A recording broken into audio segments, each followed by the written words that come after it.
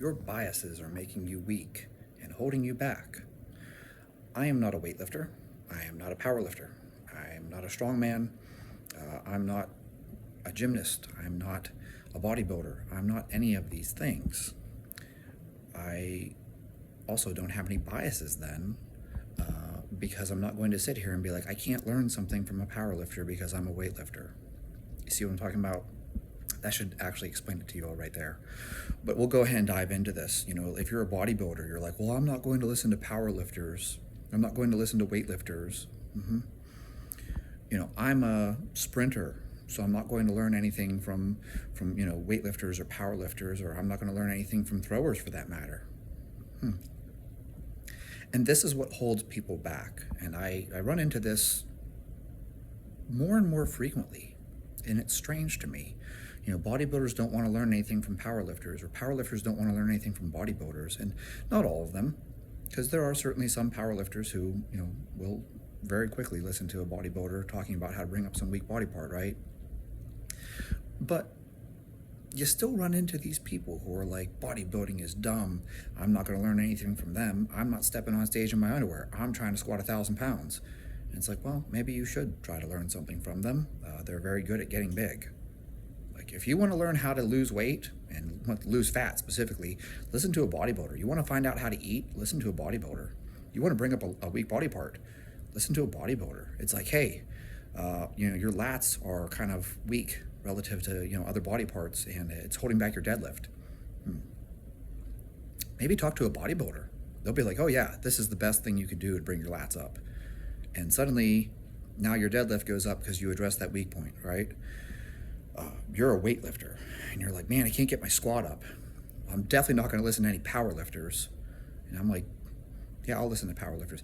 Like, I run into this thing, weightlifters hate the box squat. I'm like, have you ever done the Bigger, Faster, Stronger program? It's really good. And strange as it is, and I'm guilty of this, I used to just assume the box squat was easier. I was like, I don't need a box squat, it's easier. And I squat all the way down to my butt touches the back of my shoes. So like, why would I box squat? And then I spent, I don't know, maybe like 3 months. 3 months. This is not a long time. Just hammering the shit out of the box squat. And my back squat and my front squat went up. Oh, wait a minute. Maybe there's something to it. It's like rack pulls. Rack pulls are dumb. I do cleans and snatches from the floor. What do I need a rack pull for? It's like, then I started doing rack pulls, and it was like, oh, my clean went up because my back got stronger. Why would I need to be doing Dimmel deadlifts? Oh, my back gets stronger when I do those. It actually transfers to the other things that I do. Why should I learn how to lift an Atlas stone? Oh, yeah, I learned how to lift Atlas stones. This is way back before my car accident. I learned how to lift Atlas stones from Elliot Hulse, and it was like, oh shit, this is really effective. Like, I'm way stronger, and I'm not even that good at lifting Atlas stones. Like, just picking up a 225, Atlas stone, wow. Like, the amount of strength you need to do that, my back just grew. You should try to learn from everyone.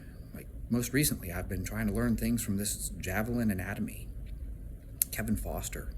And I'm like, I never intend on throwing the javelin, but I do like to play baseball, and that's interesting. When I implement some of these things that he talks about, I throw better. I'm not a baseball player. I do a little bit of everything for fun. For fun. All of this is for fun. So my point to you is this, is that you have to let go of your biases. You have to listen to other people. If you want to learn how to squat really big weights, listen to a powerlifter. If you want to learn how to be very explosive, listen to a weightlifter. I'll tell you right now, you know what boosted my vertical jump? Weightlifting. I know lots of people are like, no, it can't be that way. It's that people who are good at vertical jump just happen to be good at weightlifting. Like, people who are tall happen to be good at basketball.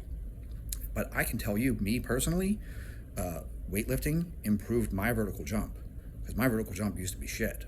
So, started doing weightlifting, and it was like, oh, I don't know if it's that it taught me how to use my legs. Maybe that's what it is. Maybe it taught me how to jump more powerfully. I don't know if it's a learning thing or if it really is just the fact that it made me more explosive. But Learning how to do weightlifting, especially jerks, wow, it made me jump much higher. Powerlifting. Learning how to squat like a powerlifter made my legs bigger and stronger.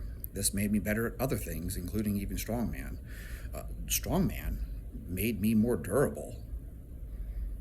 Carrying a yoke, Atlas stones, log press, and bodybuilding. I listen to bodybuilders all the time. It's like, hey, I'm noticing that my hamstrings are weak relative to my quad, and no matter how many deadlifts I do, my hamstrings just never seem to catch up, and people are like, oh, we'll do this instead. And it's like, oh shit, that works really well.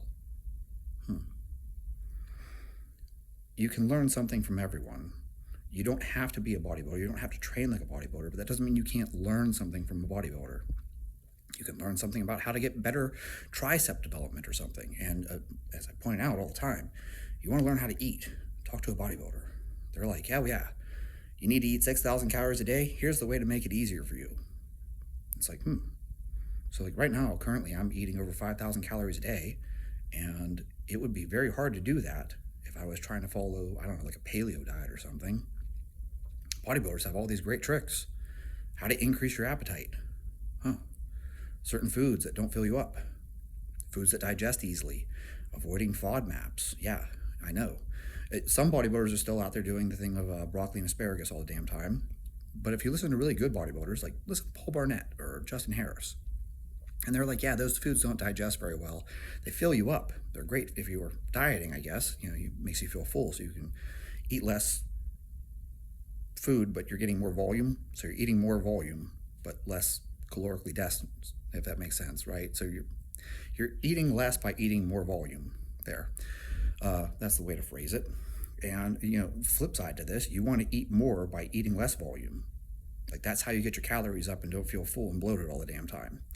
Talk to a bodybuilder about diet. They really understand diet. Talk to a powerlifter about how to bench press or how to deadlift. Like they really understand these things. Oh, hey, guess what? You don't need to deadlift every week. There's a whole bunch of other things you can do that will improve your deadlift.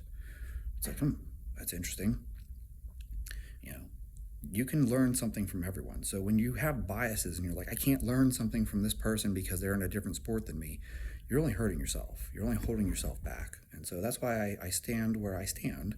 And I say, you can learn something from everyone. Because I do, all the time.